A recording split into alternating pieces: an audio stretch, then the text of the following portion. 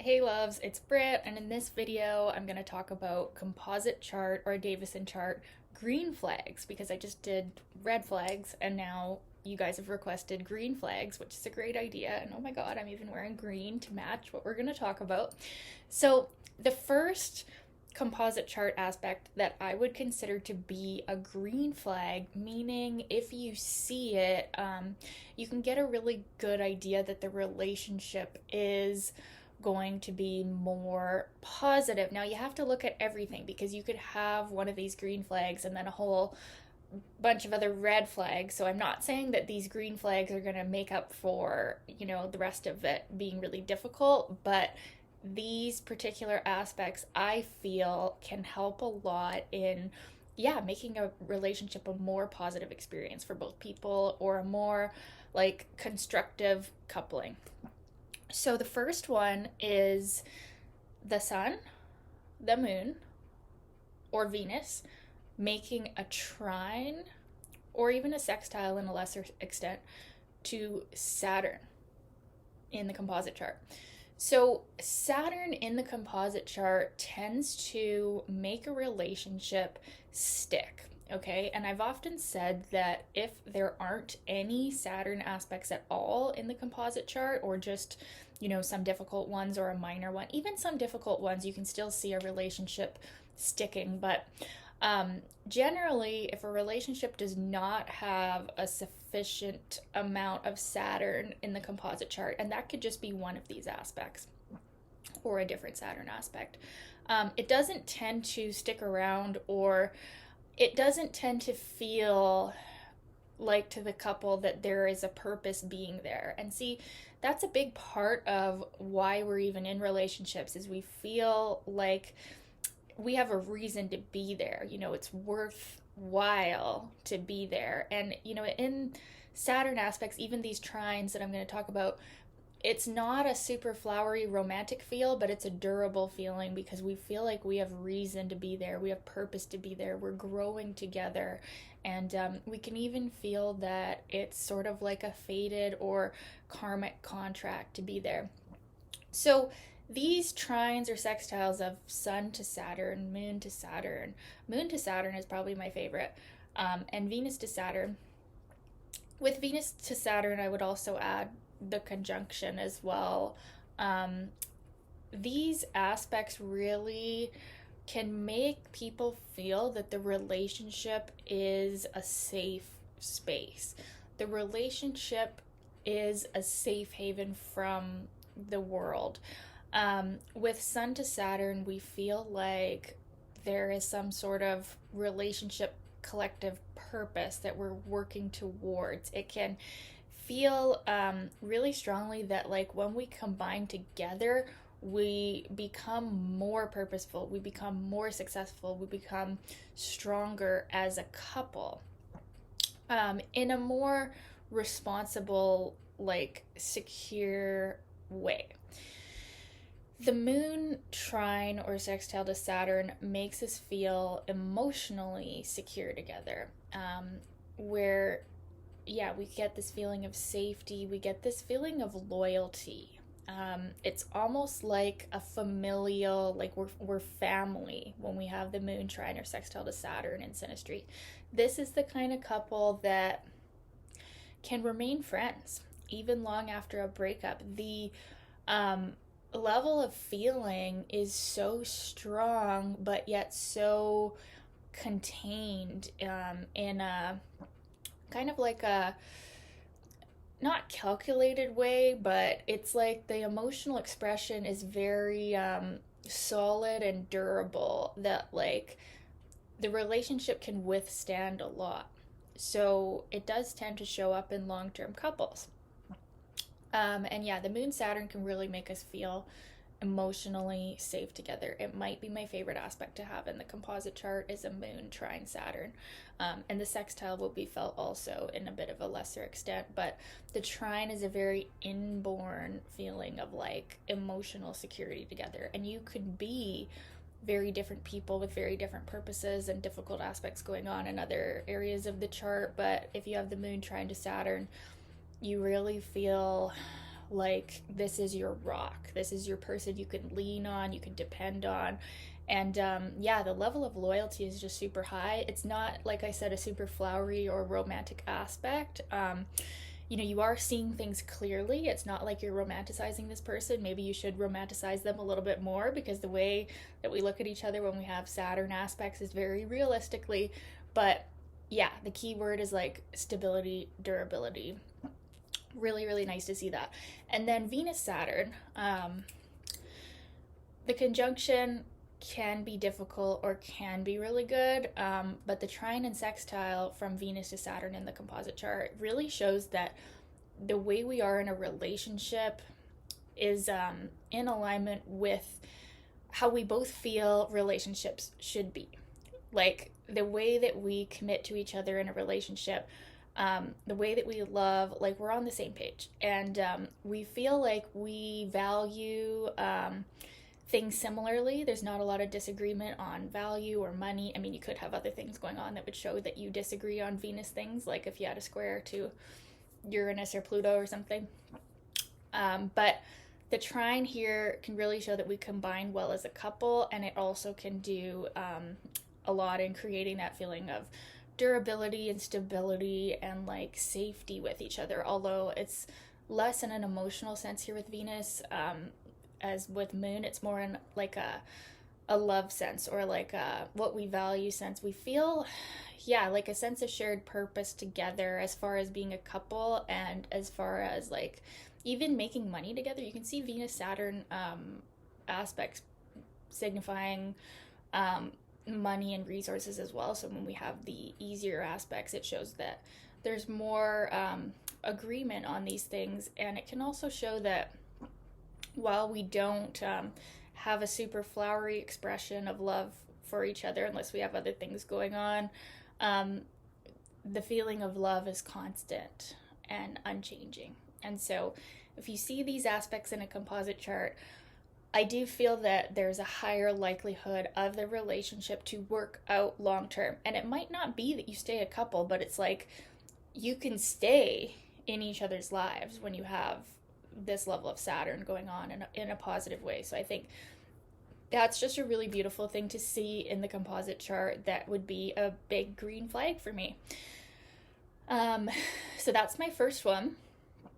The second one would be when you have the sun in a love stellium.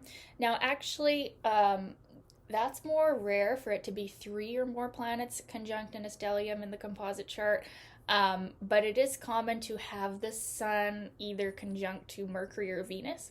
That's very common just because of the way the mathematics go. So my green flag is if you do have that. If you have this sun, which is like the basic life force of the relationship itself, and your shared purpose, your shared egos, how they combine. When you have the sun making a strong conjunction to either Mercury, Venus, Mars, Jupiter is really nice. Saturn is 50-50. That can be very difficult, very fated. That can definitely be another aspect of longevity, though. Neptune and Uranus, that's not exactly what I'm talking about here, or Pluto. These are different types of relationships. I wouldn't necessarily consider those a green flag because they could go either way. But yeah, so if the sun is conjunct to either Mercury, Moon too. Sun conjunct Moon is a really good thing, but I'm going to talk about that in my next green flag. We're going to talk about that sun-moon aspect. But yeah, so sun making a conjunction to Venus or Mars, Mercury, or Jupiter, especially if they're in a stellium. So if there's 3 of them together, that can show that the relationship has a huge impact on both of the people in realms of their ego, identity, their sun, their life force, their confidence. The sun conjunct Mercury, you can find that both people together in this relationship, they actually are able to articulate their thoughts better than if they were not a couple. So you can find a lot of mental clarity arising when you're in a relationship with the sun conjunct Mercury. And it is a super common aspect, but it's also like You almost notice it more when you don't have it, I think, is one of the descriptions have, where it's just like the flow and the ease of communication is just not as quick when you have this, when you don't have the sun conjunct Mercury. When you have the sun conjunct Mercury, it's a really easy flow of communication. It's almost like your minds are one. You're able to communicate, you're able to understand each other in most cases, unless you have a bunch of other hard Mercury stuff going on. This is really going to help you be able to communicate all the time. And it's not really an emotional aspect, it's almost more of like a brotherly friendship aspect, but it can be really beneficial, and I really like to see it. The sun conjunct Venus is a classic aspect of love. You can't really beat it when you have the sun conjunct Venus in the composite chart. You just will have a high level of love for this person, and you both really bring out beautiful, generous, loving qualities in each other. And it can definitely be a relationship that makes a huge impact on your life. And you look back on these relationships with these sun conjunctions in the composite chart, and you have been changed for the better, usually. Unless the aspects are highly afflicted, you usually are changed for the better. Sun conjunct Mars is a very active coupling. It does tend to work out nicely because you get a boost of confidence in this relationship. You might be a bit irritable with each other, a bit aggressive, a bit Martian, but the level of sexual compatibility is high, and the level of like going out and doing stuff in your own life increases when you have this conjunction. So it can definitely be beneficial, and it can also be a very masculine themed relationship, you know, going out and doing things, activity, but it can really be a big confidence boost or an ego boost, especially for people who are, you know, more Neptunian or more laid back, maybe more introverted, and you get in a relationship, you have the sun conjunct Mars in your composite, and you're just like, let's go get it life, you know, you just want to go out and get it done, whatever it is that is shown by your natal sun and Mars. You really feel a fire burning to go and get stuff done, so that's nice. The sun conjunct Jupiter is just a lovely aspect, showing that you do really bring out a Jupiterian energy in each other. You combine well as far as beliefs, growth, abundance, expansion, so you can really like be a successful power couple. Also with sun conjunct Mars, you could be a power couple too, but sun conjunct Jupiter, you really bring out a nice side of each other. Same with sun conjunct Venus, you bring out a really beautiful side of each other in this relationship. It's really beneficial to have. It could be a bit overboard, like if you're already two very confident people and then you get together, you have the sun conjunct Jupiter, and you just become complete egotists, you know, that's possible. But for the most part, we could all use a little boost like that. And it tends to be a very life-changing relationship. You grow a lot, you learn a lot, and it all works out really well. So I love to see the sun conjunct any of those planets or multiple of those planets in the composite chart. That is a major green flag. And the next one that I'll talk about is a sun-moon aspect. So the aspects that I would consider here, though, are not all of them. Not the square or the inconjunct, okay? I would consider the conjunction of the sun and moon, the trine or the sextile, or the opposition to be very favorable, or kind of like a green flag in the composite chart, to just show that this relationship is going to have a massive impact on you. The trine and the sextile are more gentler, so like if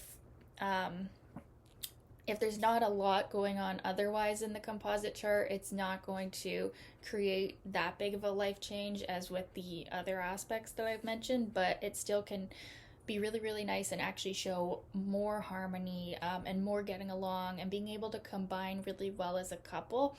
This is another one of those aspects that shows durability. Just being able to have your masculine and your feminine sides in harmony. No matter what's going on in your natal with your sun and moon, when you combine with the sun, trine, or sextile moon in the composite chart, you're just able to get along in a relationship, in a friendship, as a couple. And it really can show that together you feel more whole. That's the big thing with sun moon aspects, is that you feel more whole in the relationship than outside of the relationship. And the conjunction is one of the most powerful aspects that you could have. If it's highly afflicted, you know, if it's square to Pluto or Uranus or something, that can be extremely difficult because of how powerful it is, and then coexisting with these hard aspects, which you will sometimes see. But just in itself, I would consider it a green flag of a very compatible coupling. And you will see, like, when you see the sun conjunct a moon in the composite chart, usually the two people are very compatible in this industry, with the natal potentials. It's like somehow the combined influence creates this like powerhouse, this superhuman bond. And the opposition is quite similar, although it's a little bit more of like a following the leader, where one person leads, one person follows at a time, versus the sun conjunct moon, where both kind of like leading, or whatever it is, we're comfortable in our masculine and feminine roles. The opposition can be a little bit more of a push-pull, where they have to be comfortable with whoever's the leader and the follower, because that dynamic will kind of play out. But they're both very similar in the sense that the relationship changes them in a big way, as far as their identity, as far as their emotional self, and their life direction can really be changed by a relationship that has the sun conjunct or opposite to the moon. So those are my green flags. What else? What else would be a green flag? I would say trines to Jupiter or Neptune in the composite chart can be really nice and add a really forgiving quality. The Neptune trines, and I mean Neptune trine to any planet here now, and Jupiter trine to any planet here. This isn't specific to any planet, just throw in some trines of Jupiter, trines of Neptune, and Neptune trines are going to make you feel really open together, very psychically, telepathically bonded. The sun moon conjunct or opposition can do that too. You just feel like this is a magical thing. And because it's the trine, it could still be that you're a bit diluted, but it just tends to work out better for you guys. That you really feel like you're in this magical fairy tale together. There's a lot of forgiveness, a lot of compassion. And usually what you're seeing, while it is romanticized a bit with that Neptune, it tends to work out well for you in the trine. And then Jupiter trines just tend to make you see the best, the brightest qualities in each other. It can really help a lot if you have other difficult aspects. If you have some Jupiter trines in there, you can really forgive each other and still see each other in a really good light. So what else? I think that if planets are in certain houses, they work out better, but this is going to go down to personal preference. I don't believe that there's any particularly bad houses to have in the composite chart.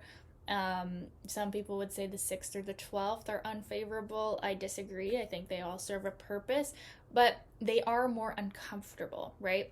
So I guess what I would say here is that the first house is a really strong house to have your composite planets. It just means that the relationship is very significant for both of you. It tends to be a big deal. It tends to be life-changing, and it tends to reinforce your own ego patterns that you already have. So it's not like you're changing yourself in a big way. It's like the relationship enhances who you already are at the first house level.